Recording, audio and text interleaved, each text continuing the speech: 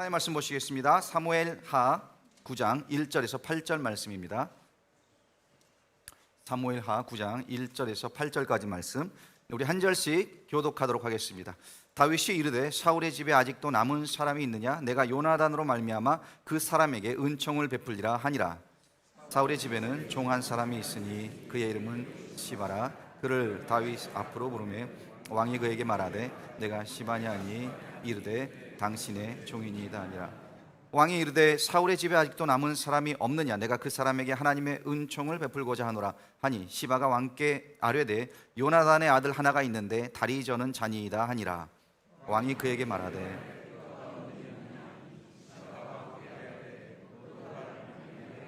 마길의 집에 있네. 다윗 왕이 사람을 보내어 로드발 암미엘의 아들 마길의 집에서 그를 데려오니 사울의 손자 요나단의 아들 무비보셋이 다윗에게 나와 그 앞에 엎드려 절하며 다윗이 이르되 무비보셋이여 하니 그가 이르기를 보소서 당신의 종이니이다. 다윗이 그에게 이르되 무서워하지 말라. 내가 반드시 내 아버지 요나단으로 말미암아 내게 은총을 베풀리라. 내가 네 할아버지 사울의 모든 밭을 다 내게 도로 주겠고 또 너는 항상 내 상에서 떡을 먹을지니라 하니 그가 절하여 이르되 이 종이 무엇이기에 왕께서 죽은 개 같은 나를 돌아보시나이까 하니라. 아멘. 네, 옆에 분에게 이렇게 한번 인사하겠습니다. 은총을 베푸며 삽시다. 네, 은총을 베푸며 살아갔으면 좋겠습니다. 인생에서 성공한 사람들에게서 우리는 두 가지 모습을 발견하게 됩니다. 하나는 이 성공해서 얻은 그 축복을 지키려고 안간 힘을 쓰며 불안하게 살아가는 모습이고요. 또 다른 하나는 성공을 통해 얻은 그 축복을 다른 사람들과 나누며 즐겁게 나누며 행복하게 살아가는 모습입니다. 우리나라 기독교 대학인 이 한동대학교가 있죠. 그 한동대학교가 가지고 있는 이제 교육 철학 중에 배워서 남주자라는 철학이 있어요. 배워서 남주자. 그러니까 세상의 변화는 나로부터 시작을 하고 내가 배우고 알고 소유한 것들을 나눔으로써 이 세상이 변한다는 아주 소중한 이 성경적 가치를 이 대학은 교육 철학으로 삼고 있는 겁니다. 자, 우리가 무엇을 나눌 때에도요, 보면 두 가지로 서로 다른 동기를 가지고 나누는 것을 보게 됩니다. 하나는 나누되 무엇인가 내게 돌아올 것을 기대하며 나누는 사람이 있습니다. 그러니까 그 뒤에는 보상 심리가 있는 것이죠. 또 다른 하나는 나누되 아무런 보상도 바라지 않는 온전히 베푸는 그런 나눔이 또 있다는 겁니다. 자, 물론 어떤 보상을 바라던 바라지 않던 나눌 수 있다는 것 자체가 소중한 것이고 선한 것입니다. 그러나 어떤 보상을 바라고 나누는 것은 투자이고요, 아무런 보상을 바라지 않고 나누는 것은 은총입니다. 간절히 바라기는요, 투자가 아닌 은총의 나눔을 실천하는 우리 모두가 될 수 있기를 간절히 축원드리고 또 축복합니다. 네, 오늘 읽은 본문에서 우리는 두 명의 주인공을 발견할 수 있습니다. 한 명은 다윗 왕이고요, 또 한 명은 사울 왕의 손자인 무비보셋이에요. 우리는 또한 이 본문 말씀을 두 각도에서 살펴볼 수 있습니다. 하나는 다윗의 입장에서 살펴보는 것이고 또 하나는 이 무비보셋의 입장에서 살펴보는 것입니다. 보통 이 사무엘하 9장을 살펴볼 때 대부분 이 다윗의 입장에서 이 말씀을 많이 생각하게 됩니다. 그러나 오늘은요, 우리가 이 시각을 바꾸어서 이 무비보셋이라는 사람의 입장에서 이 내용을 살펴보도록 하겠습니다. 어떤 주일학교 선생님이 아이들에게 이 누가복음 15장에 나오는 돌아온 탕자의 비유를 설명해 주었다고 합니다. 그리고 아이들에게 이렇게 질문을 했어요. 여러분, 탕자가 집으로 돌아왔을 때 누가 제일 싫어했겠습니까? 아는 사람 손 들어보세요 라고. 자, 이렇게 질문을 했더니 학생 중 하나가 손을 번쩍 들면서 살찐 송아지가 싫어했습니다 라고 대답을 했다는 겁니다. 네. 우리 어른들은요, 일반적으로 또 상식적으로 생각할 때 탕자가 돌아온 것을 제일 싫어한 사람은 이 탕자의 형이다 라고 생각을 합니다. 당연히 유산을 탕진하고 돌아온 그 동생을 아버지가 환영하는 모습을 보았을 때 형이 보기에는 그 모습이 굉장히 꼴보기 싫은 그런 모습이었을 거예요. 그런데 이 어린아이는 살찐 송아지가 제일 싫어했을 것이다 라고 생각을 한 것입니다. 왜 그렇습니까? 탕자가 돌아옴으로써 자기가 죽어야 했기 때문에 그렇다는 거죠. 어린아이는 순진하기 때문에 보통 어른들이 생각하는 그런 상식으로 생각한 것이 아니라 어른들이 보지 못하는 다른 관점에서 생각을 한 것입니다. 자, 다시 말해서 이런 겁니다. 우리가 세상을 보는 시각을 조금만 바꾼다면, 우리 옆에 있는 사람들을 선입견을 내려놓고 좀 다른 각도에서 다른 시각으로 보게 된다면 우리가 보지 못했던 새로운 진리를 발견할 수 있다라는 것을 지금 말하고 있는 거예요. 입장을 바꾸어 놓고 보면은요, 이제까지 안 보이던 많은 부분들이 보이기 시작을 합니다. 마찬가지로 우리가 선입견을 내려놓고 이 성경을 읽을 때 이제까지 우리가 이해하지 못했던, 쉽게 이해하지 못했던 많은 부분들이 이해되어지는 그런 경험을 하게 된다는 거예요. 자, 그럼 오늘 본문 말씀이 우리에게 보여주고 있는 것이 무엇입니까? 첫 번째로 그것은요, 무비보셋의 모습이 바로 우리의 모습이다라는 겁니다. 우리 모두는 하나님의 은혜를 입은 자들입니다. 그런 면에서 우리의 입장과 이 무비보셋의 입장이 같다라고 말할 수 있는 거예요. 이 무비보셋의 모습에서요, 우리는 은혜가 필요한 이 땅의 모든 사람들의 모습을 발견할 수 있습니다. 자, 무비보셋은 몇천 년 전에 살았던 옛날 사람이 아닙니다. 팔레스타인에 살았던 옛날 그 사람이 아닌 거예요. 바로 그 모습이 내 모습이고 그의 상태가 바로 우리의 상태다라는 겁니다. 자, 무비보셋이 누구입니까? 그의 할아버지는 사울이었고 그의 아버지는 요나단이었습니다. 5살 때 왕이었던 할아버지 사울과 아버지 요나단이 전쟁터에서 하루아침에 같은 날 죽게 됩니다. 그 소식을 들은 유모가요, 이 무비보셋을 안고 도망을 치다가 떨어뜨려서 이 두 다리가 부러지고 또 장애인이 되고 말았던 겁니다. 사무엘하 4장 4절에 보면 그 이야기가 자세히 나오는데요, 이렇게 말씀합니다. 사울의 아들 요나단에게 다리 저는 아들 하나가 있었으니 이름은 무비보셋이라. 전에 사울과 요나단이 죽은 소식이 이스라엘에서 올 때 그의 나이가 5살이었는데 그 유모가 안고 도망할 때 급히 도망하다가 아이가 떨어져 절게 되었더라. 네, 무비보셋은 절름발이었습니다. 다리를 제대로 못 쓰는 장애인이었습니다. 옛날에는 다 그랬습니다. 왕조가 바뀌면은요, 이 왕족, 이전 왕족의 모든 식구들과 그 왕족을 따랐던 모든 신하들 거의가 다 죽음을 당했어요. 그렇기 때문에 이 왕조가 바뀐다는 것은 왕의 가족과 그를 따르던 자들에게는 죽음을 의미하는 것입니다. 자, 이제 사울은 죽었고요, 다윗 왕조로 바뀌게 되었습니다. 새로운 왕조가 시작된 것이에요. 사울 왕조에 속했던 사람은 모두가 다 죽었습니다. 그런데 딱 한 명이 남았는데 그게 누군가 하면 바로 이 무비보셋만 남았던 거예요. 또 이 무비보셋은 장애의 몸을 갖고 있었습니다. 들키면 죽을 수도 있는 위기에 놓인 그 패망한 왕조의 마지막 남은 혈육이었어요. 그런데 그런 무비보셋을 다윗이 찾기를 시작을 합니다. 자, 오늘 말씀 본문 3절 4절을 보시면 왕이 이르되 사울의 집에 아직도 남은 사람이 없느냐? 내가 그 사람에게 하나님의 은총을 베풀고자 하노라 하니 시바가 왕께 아뢰되 요나단의 아들 하나가 있는데 다리 저는 잔이이다 하니라. 왕이 그에게 말하되 그가 어디 있느냐 하니 시바가 왕께 아뢰되 로드발 암미엘의 아들 마길의 집에 있나이다 하니라. 발견되면 죽을 수도 있는 그런 상황이었기 때문에 이 무비보셋은 숨어 살았습니다. 숨어 지냈습니다. 어디에 있었습니까? 오늘 말씀해 보니까 로드발이라는 곳에 숨어 있었다라고 말을 해요. 로드발. 이 로드발이라는 말은요, 황무지라는 뜻을 가지고 있습니다. 여기 이 로라는 말은 히브리어에서 부정어입니다. 그러니까 뭐 카테잔어로 말하면, 쉽게 말하면 노라는 그런 말이에요. 그리고 이 드발이라는 말은 초장을, 푸른 초장을 뜻합니다. 그러니까 시편 23편에서 하나님께서 우리를 푸른 초장으로 인도하신다라고 말씀할 때 이 드발이란 말씀을 사용하셨어요. 그러니까 로드발이란 말은 노드발, 드발이 아니라는 거죠. 푸른 초장이 아닌 곳, 즉 황무지다라는 뜻을 의미하는 겁니다. 자, 이스라엘 백성들은요, 양을 기르는 목동들이 많았기 때문에 그 사람들에게는 이 풀이 많은 곳이 좋은 땅이었어요.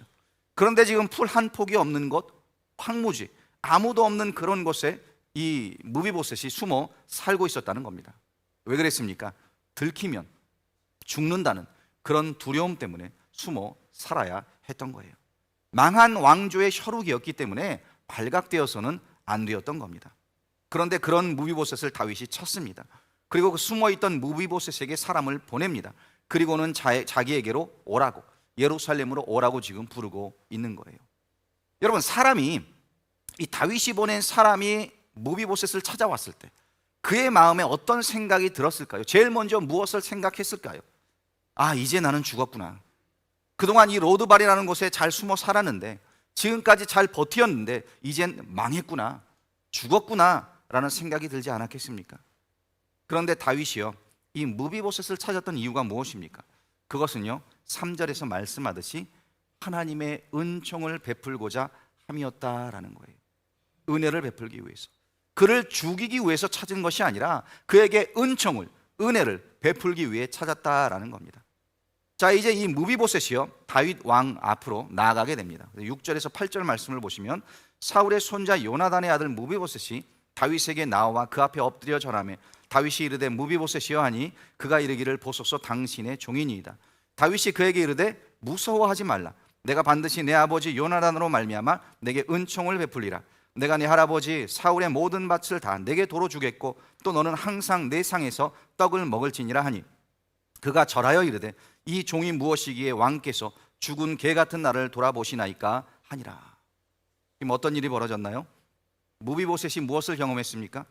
죽을 줄 알았는데 무섭고 두려운 마음으로 그 앞에 나갔는데 죽기는커녕 오히려 자기에게 왕자와 같은 대우를 해주겠다라는 소리를 들은 겁니다.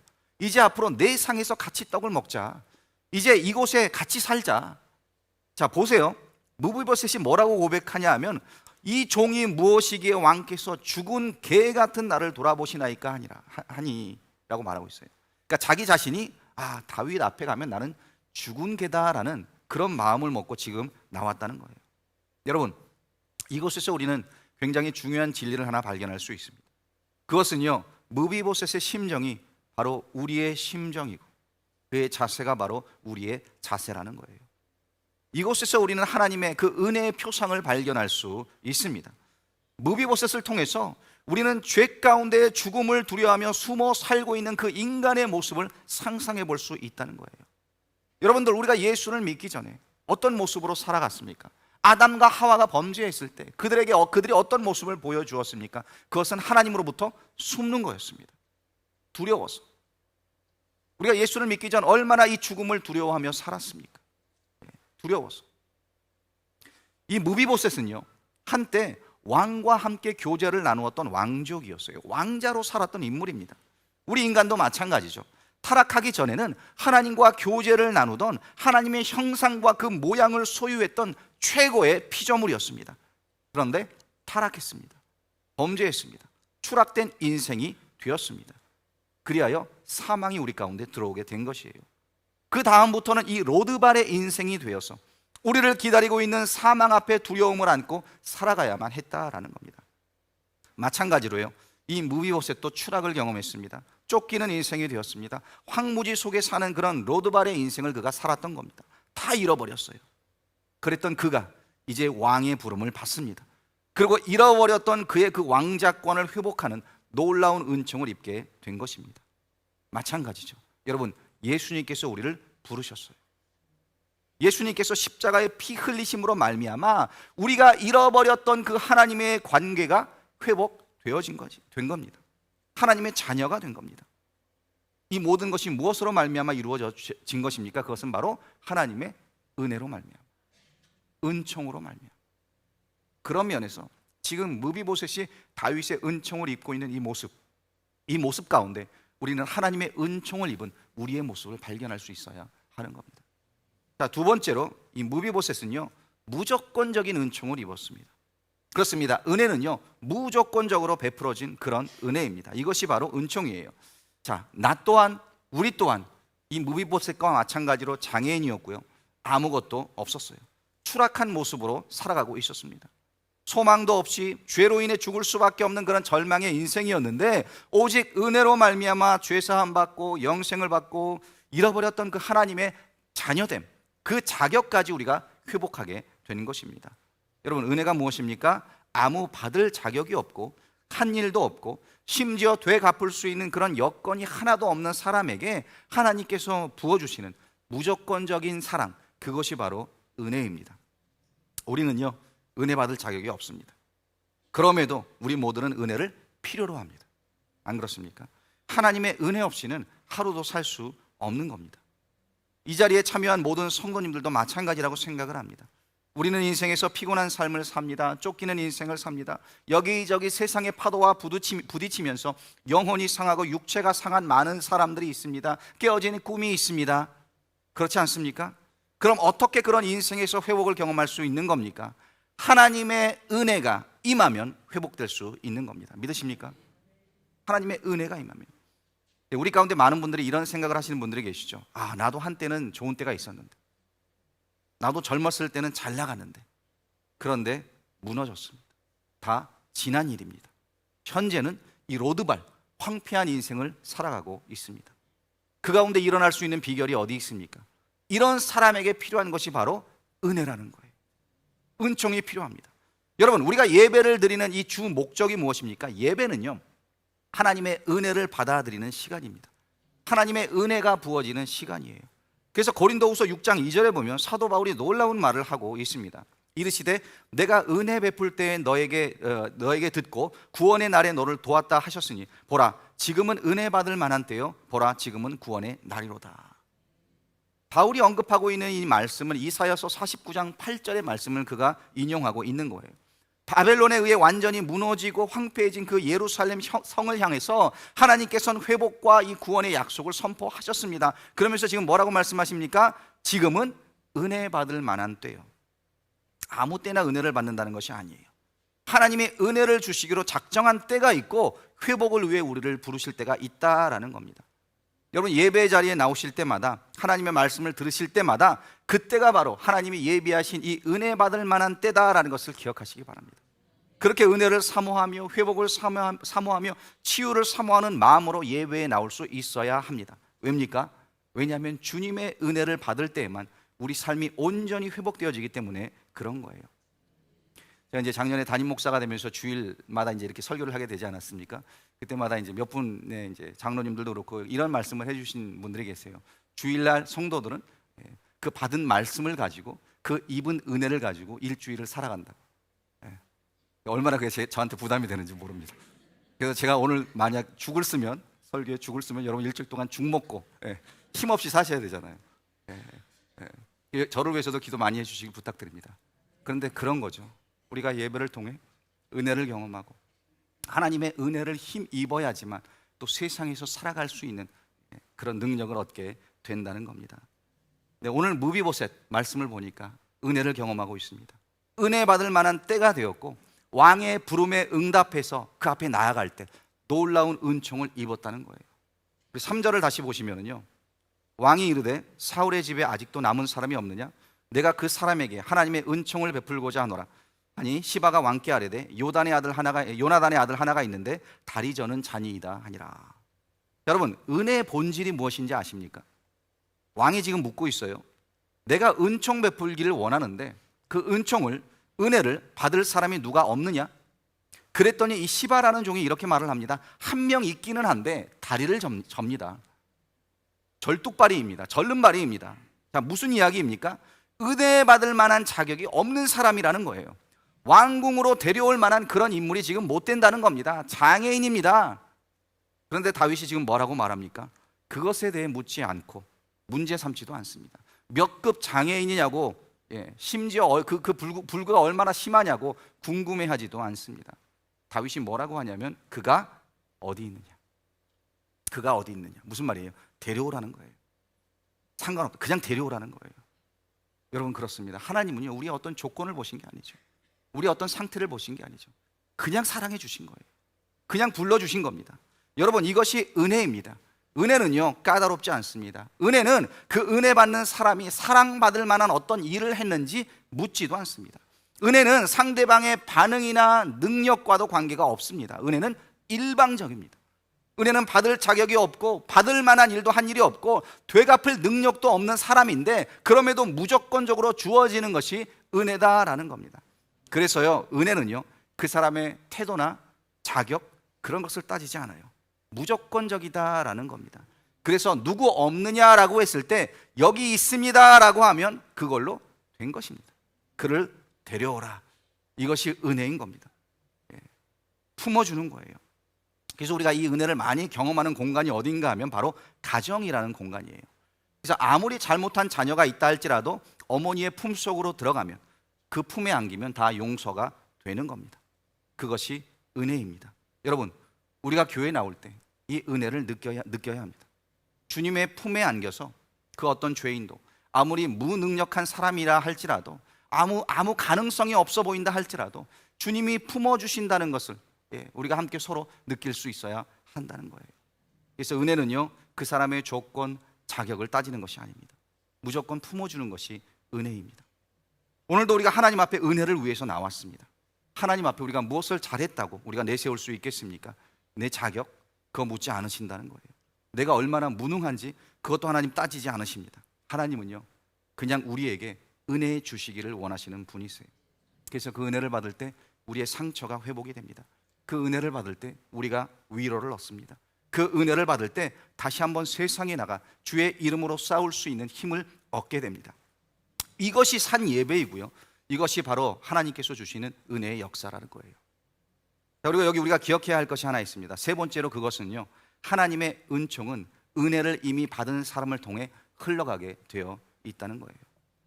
우리가 마태복음 1장을 보면 거기 이제 예수님의 계보가 나오는데, 뭐 아브라함이 이삭을 낳고 이삭은 야곱을 낳고 야곱은 뭐 유다와 그의 형제들을 낳고 이렇게 낳고 하다가 마리아에게서 그리스도라 칭하는 예수가 나니라 라는 말씀으로 이 계보가 끝이 납니다. 하여튼 이 마태복음 1장에 보면은요, 많은 이름들이 나와요. 이름 목록이 있습니다. 여러분, 그 이름 목록이 가지고 있는 특징이 무엇인지 아십니까? 그 목록은요, 부자들의 목록이 아닙니다. 영웅들의 목록도 아닙니다. 공부 많이 한 학자들의 목록도 아니라는 거예요. 굳이 우리가 이 마태복음 1장에 나오는 사람들의 그 이름 목록을 특정 지어야 한다면 이 사람들은 하나님으로부터 은혜 입은 사람들의 목록이다라고 정의할 수 있습니다. 원래는요, 하나님 앞에 온전하게 서 있던 사람들도 아니었어요. 똑똑한 사람들도 아니었습니다. 대단한 사람들도 아니었습니다. 그 중에는 이방인도 있었고요, 창녀도 있었고요, 가늠했던 여인도 있었습니다. 그런데 어떻게 된 것입니까? 하나님께서 그들에게 은혜를 부어주시니까, 하나님의 은혜가 그들에게 임했더니 그 은혜를 통해서 누가 이 땅에 오셨습니까? 메시아 예수 그리스도가 오게 되었다는 거예요. 이런 놀라운 축복을 이들이 경험하게 된 것입니다. 이 사람들은요, 은혜로 말미암아 변화되었습니다. 그리고 하나님의 역사를, 하나님의 그 일하심을 흘려보내는 그런 통로로 쓰임을 받게 되었다는 겁니다. 자, 예수님께서 제자들을 뽑을 때에도 마찬가지입니다. 랍비들 중에서 뽑을 수 있었습니다. 율법 학자들 중에서 뽑을 수도 있었습니다. 그러나 그런 사람들 중에서 뽑지 아니하시고 무식한 어부, 비난받던 세리, 이런 보통 사람들, 평범한 사람들 중에서 제자들을 뽑았다라는 거예요. 그 이유가 무엇입니까? 그들은요, 은혜가 무엇인지를 알았기 때문에, 은혜가 어떤 것인지를 아는 사람들이었기 때문에 그렇다는 거예요. 사람이요, 지식이 있고 재물이 있고 남들보다 좀 더 가졌다라는 생각이 들 때에는요, 좀처럼 은혜가 필요하다는 것을 느끼지 못할 때가 많습니다. 그래서 은혜를 구하지 않는 경우도 많아요. 겉으로는 강해 보이는데 실제로는 약한 자로 전락을 합니다. 예수님이 찾으셨던 사람들은 은혜 받기에 좋은 옥토를 갖고 있었던 사람들이었어요. 아무것도 없는 사람, 그래서 은혜 외에는 살 길이 없는 사람, 이 무비보셋과 같은 사람을 주님은 오늘도 찾고 계신 겁니다. 얼굴도 제대로 들지 못하는 힘든 인생들, 로드발의 인생, 숨어 지내는 인생, 제대로 걷지도 못하는, 떳떳하게 자기 신분을 말할 수도 없는 그런 사람을 주님은 주목하여 보신다는 겁니다. 예수님께서 이 땅에서 승천하시기 전에 마지막 제자들에게 주신 말씀이 무엇입니까? 누가복음 24장 49절에 보니까요, 볼지어다 내가 내 아버지께서 약속하신 것을 너희에게 보내리니 너희는 위로부터 능력으로 입혀질 때까지 이 성에 머물다 하시니라. 위로부터 능력이 입혀질 때까지 기다리라 라고 하셨어요. 위로부터 오는 그 은혜를 구하라는 겁니다. 이 말씀에 순종해서 마가의 다락방에서 주님의 제자 120명이 모여 마음을 같이하여 오로지 기도하기에 힘을 썼다라고 성경이 말씀하고 있습니다. 이 주님의 제자들이요, 만약에 연줄이 있었던 사람들이었다면 주님이 떠나신 후에 그들은 기도하지 않았을 겁니다. 쫓아다니면서, 그 연줄을 쫓아다니면서 자신들이 살아갈 길을 찾았을 거예요. 정치적인 연줄이 있는 사람들은 우리가 사두개인과 연결할 것인가, 바리새인과 연결할 것인가, 아니면 헤롯 땅 뒤에 줄을 서야 하나, 열심당과 우리가 뭘 해야 되나, 그런 길을 찾아서 뛰어다녔을 거라는 겁니다. 그런데 이 주님의 제자들은 어떤 사람들이었습니까? 아무것도 없는 사람들이었어요. 말 그대로 위로부터 능력이 입혀지지 않는다면, 위로부터 주님의 은혜가 그들에게 임하지 않는다면 그들은 살아나갈 수 없는 그런 사람들이었다는 겁니다. 그래서 이들에게는요, 그대로 엎드려 기도하는 그 길밖에는 없었습니다. 그 방법밖에는 없었다는 거예요. 여러분, 기도하는 사람의 능력이 어디 있습니까? 기도하는 사람의 능력은요, 바로 하나님의 은혜를 구하는 그 마음에 있습니다. 하나님의 역사가 교회에 나타날 때, 하나님의 역사가 어떤 이 사람을 통해 나타날 때, 바로 이 은혜를 사모하고 구하는 그 교회와 그 사람을 통해서 하나님의 역사가 나타난다라는 거예요. 그래서 우리가 하나님을 위해 일한다라고 말할 때 하나님의 은혜를 구하지 않고요, 자꾸 우리 힘과 우리 능력으로 해서는 안 된다는 겁니다. 그럼 오히려 그 일이 약해지게 되고 하나님께 영광이 되기보다는 하나님의 영광을 가리우는 일이 될 수도 있는 거예요. 그래서 스가랴 선지자는 스가랴서 4장 6절에서 이렇게 말씀합니다. 만군의 여호와께서 말씀하시되 이는 힘으로 되지 아니하며 능력으로 되지 아니하고 오직 나의 영으로 되느니라. 오직 하나님의 영으로, 오직 하나님의 은혜로. 우리가 하나님의 은혜를 사모해야지만 하나님의 영광을 경험할 수 있는 겁니다. 여러분, 이 은혜를 사모하시기 바랍니다. 여러분, 우리가 가지고 있는 것 때문에, 내가 잘난 것 때문에 하나님의 은혜는 구하지 않고 엉뚱한 곳에서 땀을 흘리는 그런 수고를 해서는 안 된다는 거예요. 거기에는 교회 능력이 있는 것이 아닙니다. 장로님 기도하셨지만 교회 건물이 크다고 거기에 능력이 있는 것이 아닙니다. 사람들이 많이 모인다고 거기에 교회 능력이 있는 것도 아니라는 거예요. 오히려 우리가 가진 그것 때문에 타락할 수 있고요, 우리가 가진 그것 때문에 더 무력해질 수도 있는 겁니다. 이 세상을 변화시키는 능력이 여러분 어디에 있습니까? 어떤 인간의 조직에 있지 않습니다. 우리 인간의 계획에 있지 않습니다. 오직 하나님의 은혜에 있는 겁니다. 하나님의 은혜가 한번 임하기 시작하면 우리 속에 가지고 있는 그 모든 아집과 가치관과 또 선입견들이 다 깨어지기 시작을 합니다. 우리 인생 가운데 경험하고 있는 그런 지루함, 답답한 그런 정체감들이 다 변하기 시작한다라는 거예요. 하나님의 은혜를 경험하지 못한 사람은요, 10년, 20년 교회를 다녀도 변화가 없습니다. 은혜가 무엇인지를 모르니까 답답하고 꽉 막힌 그런 인생을 살아가고 있다는 거예요. 교회에 와서 예배를 드려도 감동이 없습니다. 말씀을 들어도 졸립기만 하고 깨달음이 없습니다. 말씀이 믿어지지 않습니다. 그러나 하나님의 은혜를 입은 자, 그 사람들 통해서 하나님께서는 놀라운 일들을 행하십니다. 그래서요, 우리가 하나님의 은혜를 경험하면은요, 이 말로 뭐라고 설명하지 못할 때가 많아요. 사실 거의 말로 설명할 수가 없습니다. 아니, 우리가 말로 설명하려고 해도 설명이 안 됩니다. 그럴 때 우리는 뭐라고 말합니까? 하나님의 은혜였어. 다른 말로 설명이 안 돼요. 하나님의 은혜였어.